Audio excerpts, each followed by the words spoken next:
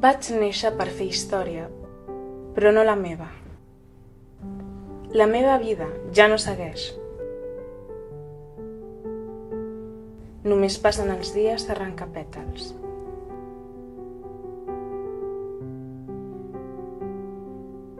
Serà per com em nombren, que visc a la vora de la nostàlgia.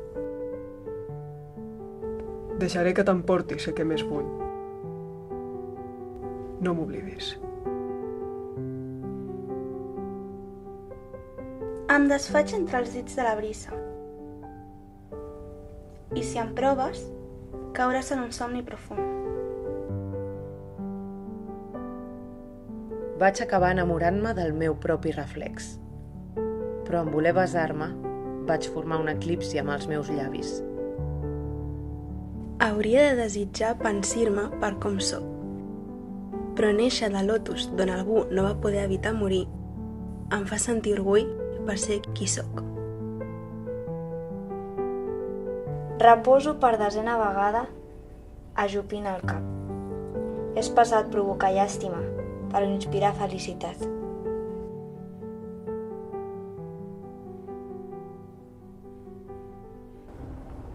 Hola?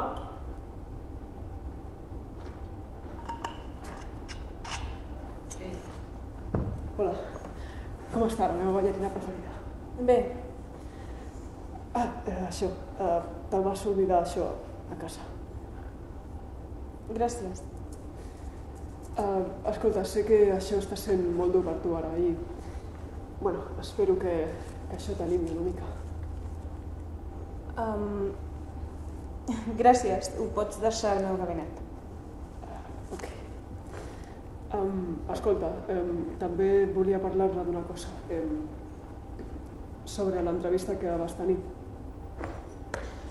Quina? Tinc moltes. Ja, la d'ahir. Vas dir que no tenies parella. Per què vas mentir? No me...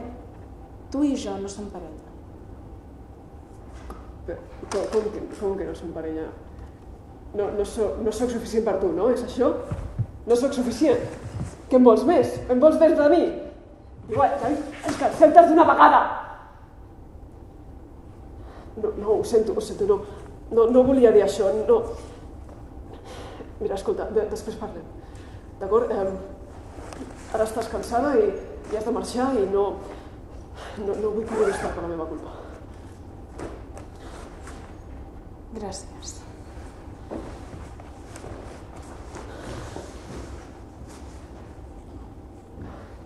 T'estimo.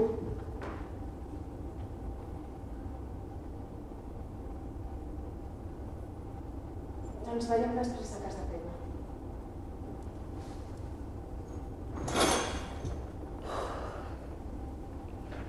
Ja que està al sofà.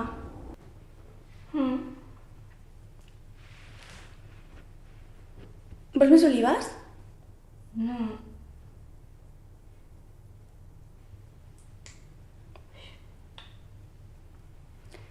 Estic farta, saps? Què? Estic farta que sempre m'ignoris. Que sempre estiguis fent les teves coses. Sembla que jo et dono igual. Jo sempre he estat per tu, per tot el que has necessitat. Jo mai t'he demanat que fessis res per mi. Si ho has fet, és perquè tu has volgut. Si ho he fet és perquè em preocupo per tu. Doncs potser no t'hauries de preocupar tant per mi. De fet, m'aniria molt millor sense tu darrere tota l'estona.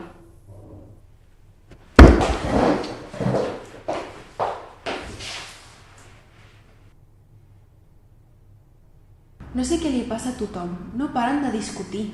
Però tots estaven tan contents. Què ha passat? No m'oblidis s'enfada amb la Rosa perquè diu que sempre està absent i ell la necessita. I després Narcisa i Rosella s'estimen molt però de maneres diferents i xoquen. Això és normal a les relacions. Amb el temps ens adonem més dels defectes de la nostra parella. Però hem d'aprendre a viure amb aquesta idea. Si ells no estan fent res per solucionar-ho, podries intervenir tu. Com? Parla'ls-hi directament. Digue'ls-hi el que veus des de fora. Però no et passis. Ja saps com et poses a vegades.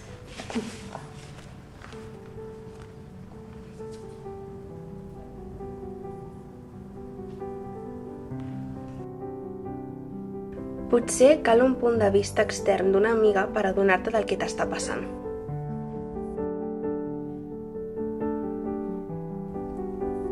Els problemes poden ser aprenentatges, però a vegades necessitem una empenta per a millorar.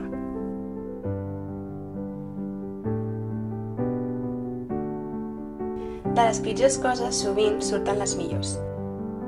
I aquest és el cas.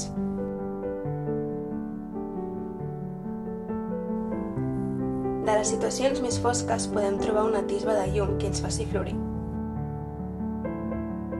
Cuida el teu jardí.